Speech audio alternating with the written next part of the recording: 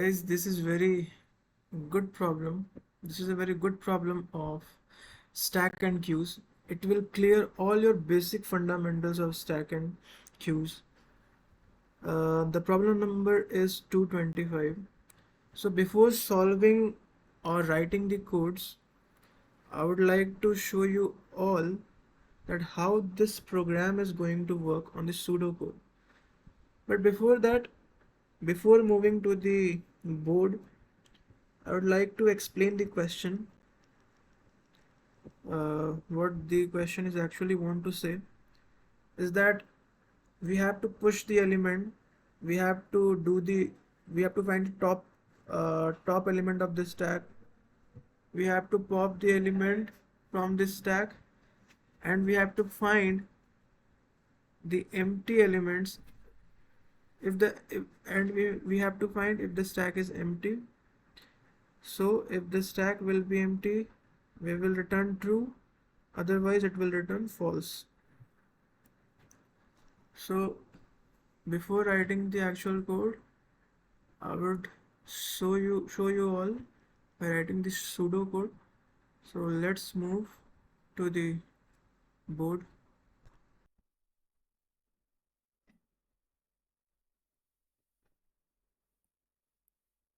So we have to implement stack using queues. So stack work as LIFO, last in first out, and queues work as FIFO, first in first out, in first out. So we have to implement this using this queues. Suppose we have 4 elements into the stack, 2, 3, 4 and 5. Now if we have to push another element, then it will come over the above the last element, that is 5. So here the new element will come, and when we will have to pop the element, then firstly this element will get popped, because last and first out, the element which will enter lastly into the stack will come out first. So X will come out first. But what happens in queues is that if we enter the elements into the queues, then our first element, front element will be this, that is 2. This will be the front element, and if we will pop the element, then this will, sorry, not this, this will get popped first, but in stack this element will get popped first. So this is the basic difference between stack and queue. Now in the question it is given that we have to use this feature, this function, using this. For that we will take 2 queues. It is given in the question that we can take maximum 2 queues to implement this stack. So we will take 2 queues, Q1 and Q2.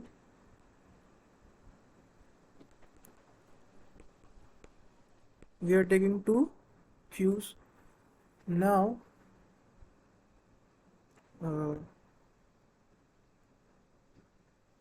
what we will do, we will firstly, both the queues is empty, okay, and Q2 is also empty.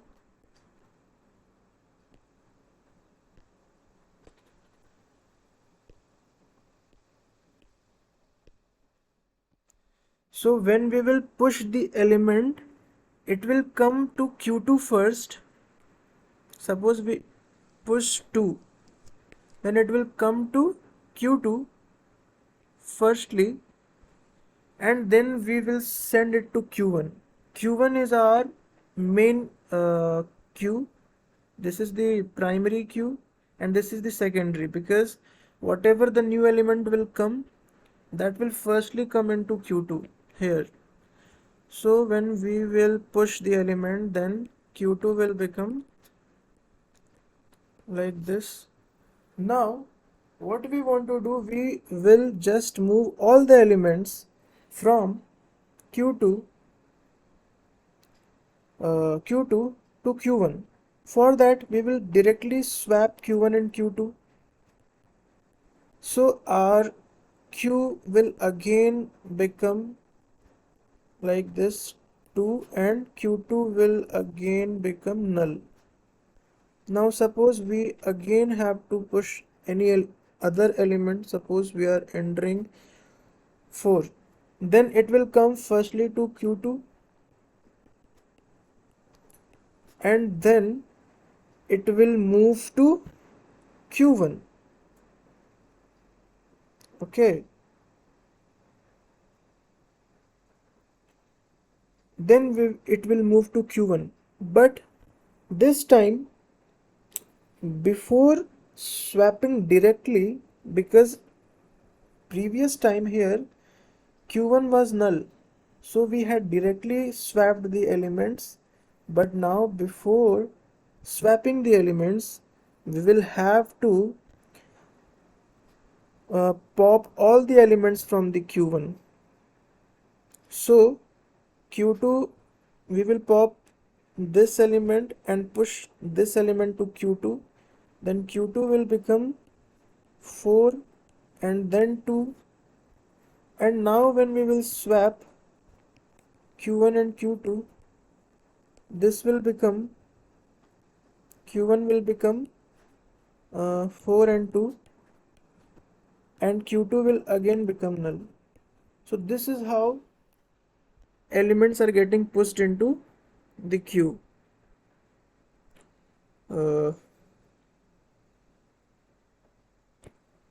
So Q1, and this is the top element, or we can say this is the front element. Q1 is like this 4 and 2. So this is the front element. If we had done like this, like we had entered 2 first, then if we had entered 4, then this would have been the front element, then this is our answer would have been wrong, so this is false. That's why we are firstly pushing the elements from Q1 to Q2, then we are swapping the elements to maintain the structure of the stack. Now similarly we will pop the elements, we will do the, so our main queue is Q1, because all the list is getting stored in Q1 only. Q2 is just a temporary storing area, and Q1 is the primary storing area where we are storing all the elements. Now when we will pop the elements, then we will do the popping from the list Q1 dot pop, because Q2 is empty, we will return directly Q1 dot pop, but this will again give an error. I will tell you all what the problem is. We cannot return directly Q1 dot pop. There is one again problem in directly popping. I will show you all while compiling the code. Now when we will find the top of the element, then we will directly return Q1 dot front, it will give the front element of the queue, and to find whether the queue is empty or not, we will directly return queue.empty. Now I will show you all by compiling the code, then all the problems or confusions get cleared. So firstly we will create the class, uh, and it was given in the question itself that we have to create class by myStack, and we will then create two queues, that is Q1 and Q2. After this we have to push the elements. For pushing the elements,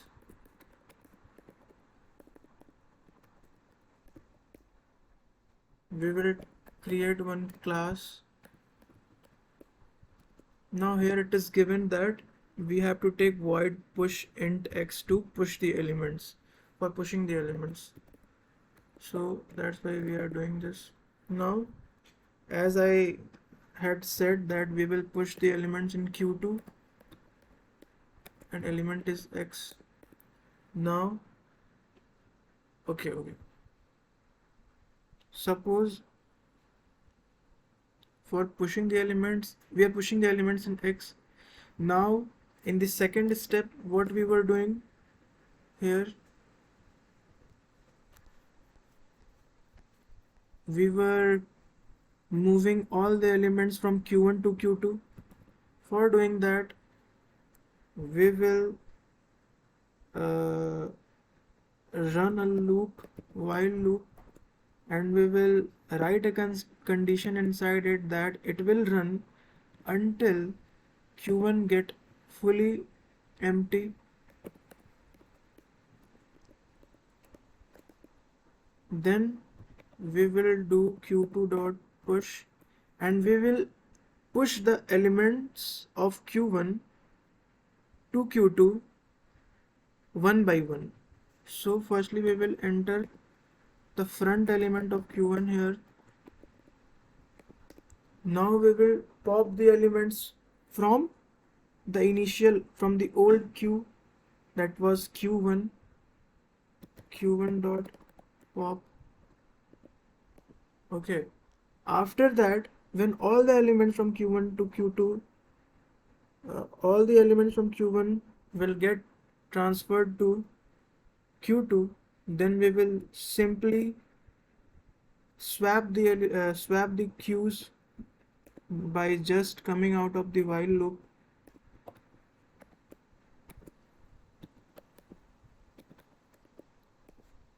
So this is how the push function will work.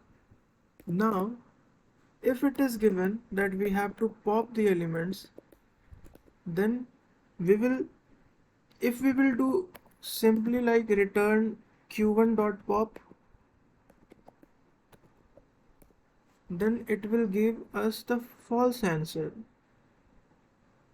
So to solve this issue, firstly we will store that in one new variable, that is int ans equal to Q1 dot pop.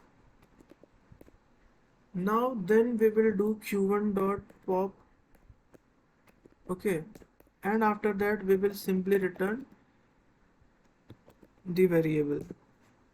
We cannot directly return, or we cannot directly pop the elements from Q1. We have to store the last element to a new variable, and then we will return or pop the element. Now we have to find the top of the element, top of the queue. For that we will just write here in top, and what we will do is simply return q1 dot run. And suppose in case we have to check whether the stack is empty or not, what we will do is just for checking the empty, we will just return. Before that we have to create one class bool empty. Suppose this is our class. Okay, we will just return what q1 dot empty. Let's see whether it is running or not. I hope it will run fine. If I would have written, okay, here it is showing I have done something wrong. q1 dot pop, what we are q1 dot pop, why it is showing the error? Shall I enter void?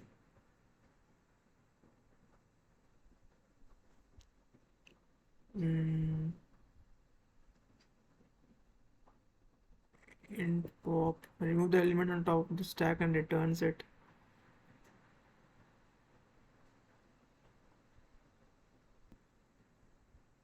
Guys, I have missed the semicolon here, that's why it was showing wrong, I think. Again it is showing wrong. Cannot initialize int void.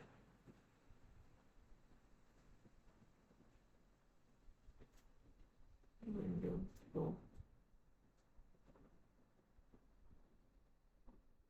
What if we take void here?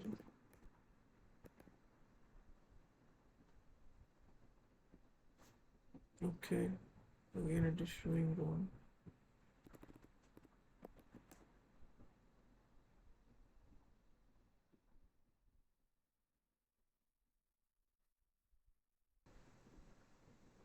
I had written here pop. How can I write pop here, man? We will pop the front element. So it will, ANS will store the front element of the Q1, and that element we have to pop from the list. So firstly we will find the front element of the list, and then we will do then we will pop the element. Now I think it will run completely fine, and here it is. It is running completely fine, and all the test cases are also running completely. So this is how this problem will be solved.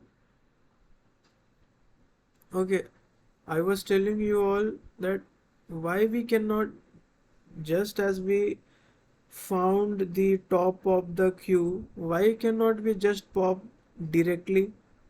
Like, why cannot we write here return q1 dot pop directly?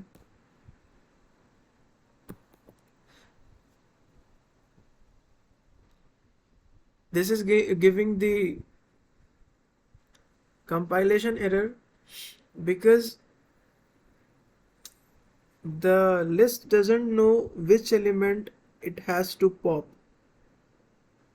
Okay, compiler doesn't know which element it has to pop. That's why it is showing the error. Okay, so firstly we will have to address it, that we have to pop the element which we have to pop. We will have to point it first, then we